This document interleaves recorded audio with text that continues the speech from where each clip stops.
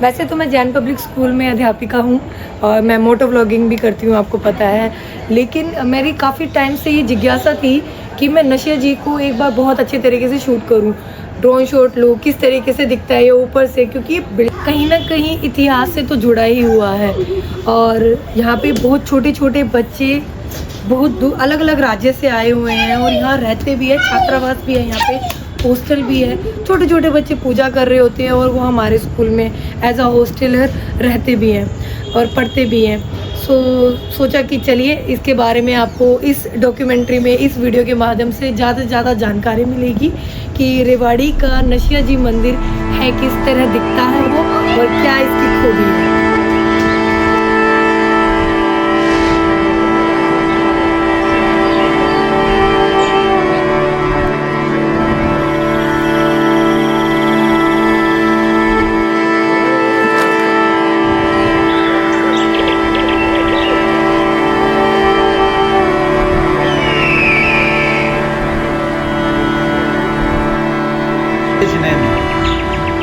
आइए, आपका स्वागत है और अभिनंदन है। श्री 1008 शांतिनाथ दिगंबर जैन अतिशय क्षेत्र नसिया जी, रेवाड़ी, हरियाणा। यह पावन पुनीत प्रांगण जो कि प्राकृतिक सौंदर्य से भरपूर है और यहाँ पर विराजमान है जैन धर्म के 16वें तीर्थंकर भगवान शांतिनाथ स्वामी, जिन्हें हम रेवाड़ी वाले बाबा कहते हैं।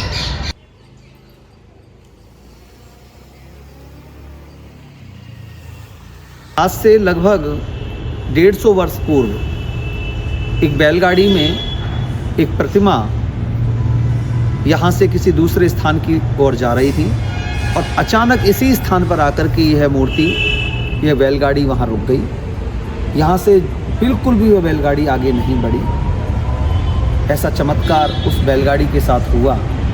बहुत कोशिश करने के बाद में भी जब वो गाड़ी आगे नहीं बढ़ी तो नगर के लोगों ने उस प्रतिमा के आगे ये विचार किया कि यदि ये प्रतिमा यहीं रुकती है तो हम इस मूर्ति के लिए एक बहुत भव्य मंदिर बनवाएंगे। और उस चमत्कार के बाद में वह बैलगाड़ी आगे बढ़ी और तब नगर के लोगों ने आज से 150 वर्ष पूर्व शांतिनाथ भगवान का मंदिर यहाँ बनाया और इस प्रतिमा को बड़ी आदर और सम्मान के साथ इस मंदिर में विराजमान किया। यह मंदिर जैन धर्म के 16वें तीर्थंकर शांतिनाथ भगवान को समर्पित है। बड़ा ही भव्य और अतिशय कारक मंदिर। कहा जाता है कि इस प्रतिमा के सामने जो भी मनुष्य अपने सच्चे मन से जो मनोकामना मांगता है वह मनोकामना उसकी पूर्ण हो जाती है। कई चमत्कार ऐसे यहाँ पर देखे गए हैं।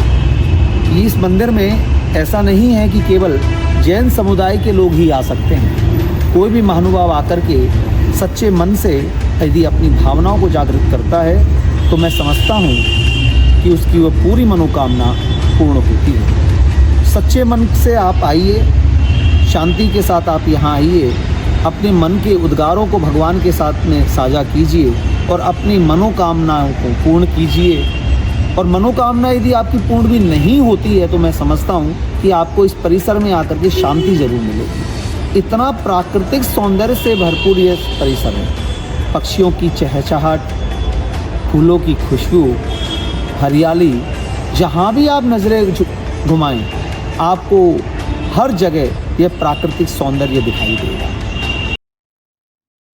आपने इस डॉक्यूमेंट्री में नसिया जी के प्रत्येक दिशा को देखा होगा। हर दिशा में आपको प्राकृतिक छटाएं भरपूर मिलेगी। ये मानस्तंभ है। यह मानस्तंभ इस बात का परिचय दिलाता है कि जो भी व्यक्ति, चाहे वो कितना भी बड़ा हो, कितने भी पद पर हो, कितना भी धन संपन्न से युक्त हो, यह भगवान के दरबार में आता है तो उसे यह ज्ञान होना चाहिए कि आपसे बड़े भगवान हैं, सबसे ऊंचे भगवान हैं। इसलिए अहंकार को दूर करने के लिए कि सबसे बड़ा ईश्वर है, सबसे बड़ा वो मालिक है जो आपसे ऊपर बैठा हुआ है, इसलिए ये इतना ऊंचा एक स्तंभ और जिसके ऊपर भगवान विराजमान है।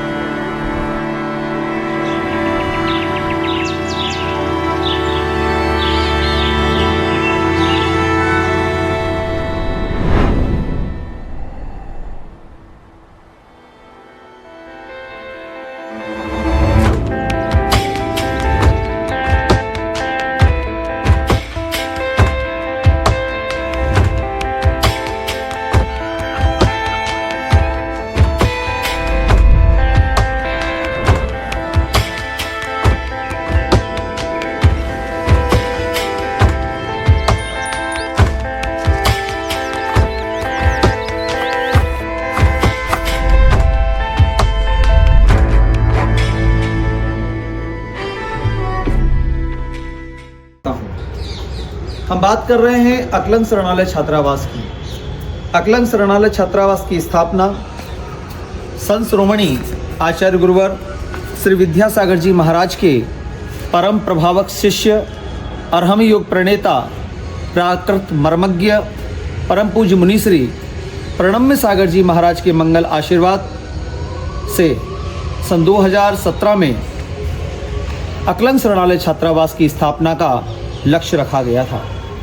2017 में ही पूज्य महाराज श्री के पावन सानिध्य में छात्रावास का शिलान्यास किया गया। इस छात्रावास को बनाने का उद्देश्य केवल यह था कि जो भी बच्चे शिक्षा प्राप्त करने के लिए आते हैं उन बच्चों को उच्च शिक्षा के साथ साथ श्रेष्ठ संस्कारों की प्राप्ति इस अकलंग शरणालय छात्रावास के माध्यम से हो। इस उद्देश्य को ध्यान में रखते हुए पूज्य महाराज श्री ने 2017 में अकलंग शरणालय छात्रावास की स्थापना इस नसिया जी के पावन परिसर में इस भव्य प्रांगण के अंदर की। बात करें हम अकलंग शरणालय छात्रावास के बच्चों की दिनचर्या की, तो यह पूरी की पूरी दिनचर्या गुरुकुल पद्धति पर आधारित है। यदि हम एक सामान्य बच्चे की दिनचर्या देखते हैं तो वह बच्चा 8 बजे उठ रहा है, 9 बजे उठ रहा है और उठने के बाद में भी उसकी पूरी दिनचर्या अव्यवस्थित है। लेकिन अकलंग शरणालय छात्रावास की दिनचर्या प्रातःकाल की शुभ बेला 5:30 बजे से प्रारंभ हो जाती है, जो कि गुरुकुल पद्धति पर आधारित होकर के बच्चों को सबसे पहले हम यहाँ प्रार्थना कराते हैं, उसके बाद योगा होता है। बच्चे शारीरिक अभ्यास करने के बाद में अपना नित्य क्रिया करने के बाद में सारे बच्चे भगवान के मंदिर में जाकर के वहाँ पर प्रार्थना करते हैं और अपने पूरे जीवन के लिए और अपने पूरे दिन के लिए शुभ भावनाएं करते हैं। हाँ, एक प्रश्न जरूर बनता है कि क्यों हम अपने बच्चों को गुरुकुल में भेजें, जहाँ आज बच्चे भौतिकवाद की चकाचौंध में अपने घरों में रह कर के टीवी और मोबाइल के साथ अपने जीवन को यापन कर रहे हैं। और ऐसा क्या है कि यहाँ पर बच्चा आकर के बिल्कुल इन सब चीज़ों से दूर होकर के और अपने जीवन को व्यवस्थित करे, उसे क्या फ़ायदा होगा। मैं समझता हूँ गुरुकुल में रहने वाला बच्चा यदि एक बार अपने जीवन को इस पद्धति पे जी लेता है तो वह अपने जीवन को पूरी तरह से स्वावलंबन बना देता है। वह अपने जीवन को इस तरह से व्यवस्थित बना देता है कि उसे अपने जीवन में आने वाली आगामी जितने भी परेशानियां हैं उन परेशानियों के साथ संघर्ष करने की शक्ति उससे उस बच्चे को प्राप्त हो जाती है। इसलिए मैं समझता हूं, क्योंकि मैं स्वयं अपना बहुत बड़ा जीवन छात्रावास में व्यतीत करके आया हूं, मैंने स्वयं महसूस किया है कि छात्रावास में रहने वाला बच्चा इस सामान्य बच्चे से कहीं आगे होता है, क्योंकि वह बच्चा प्रत्येक संघर्षों की यात्रा को जी लेता है।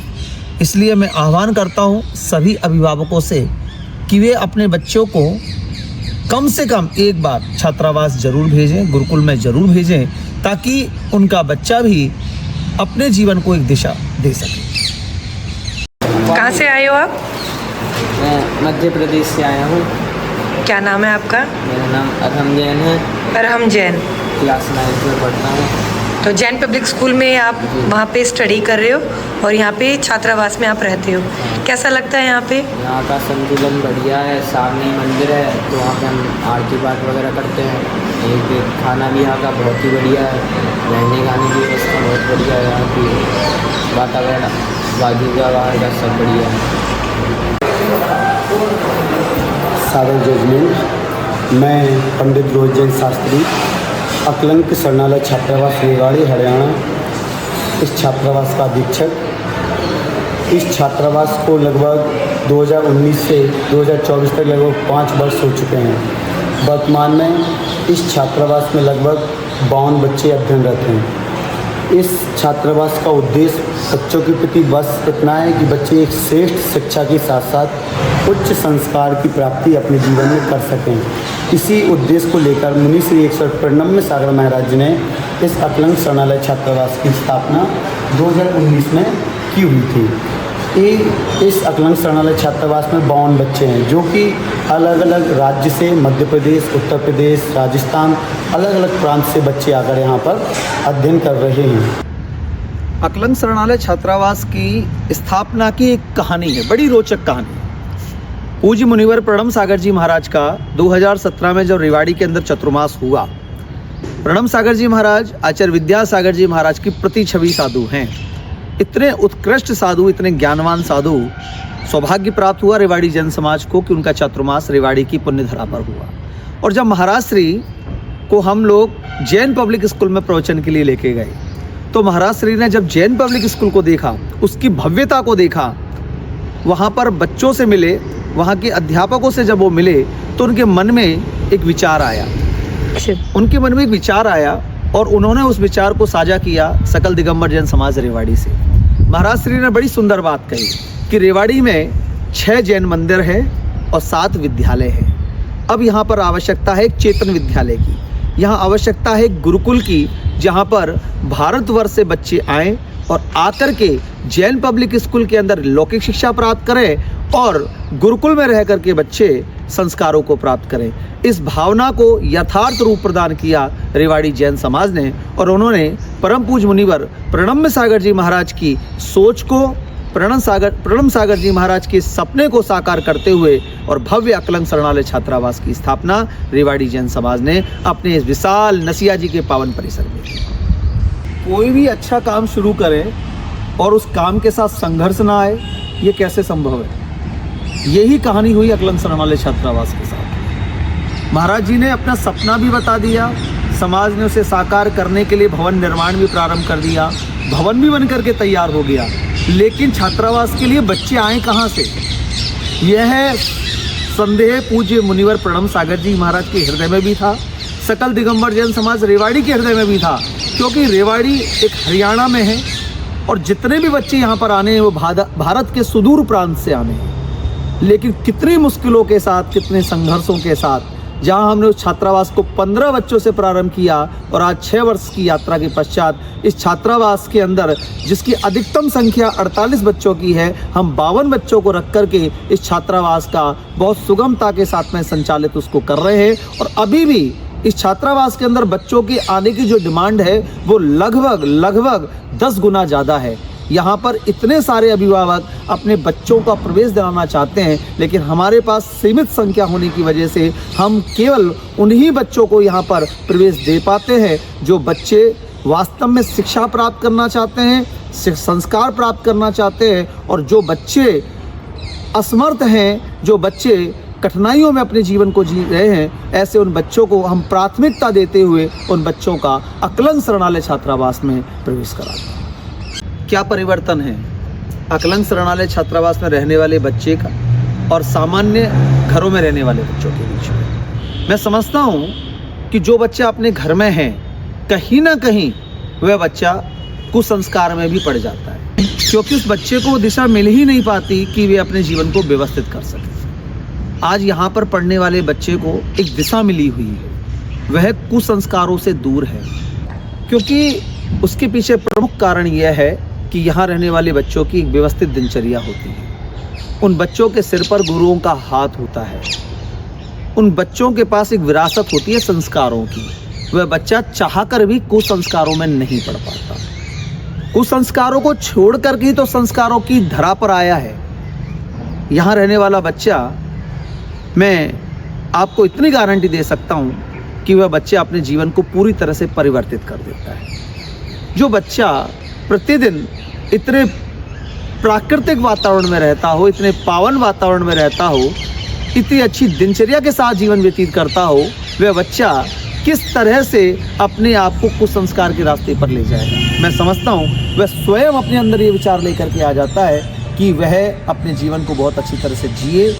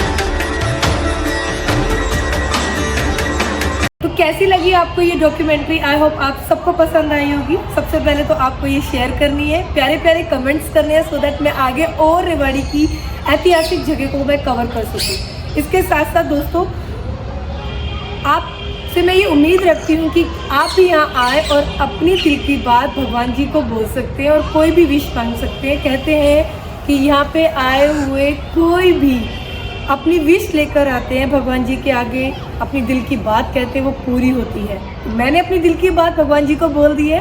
आप लोग कब आएंगे कमेंट करके आप बता सकते हैं। धन्यवाद।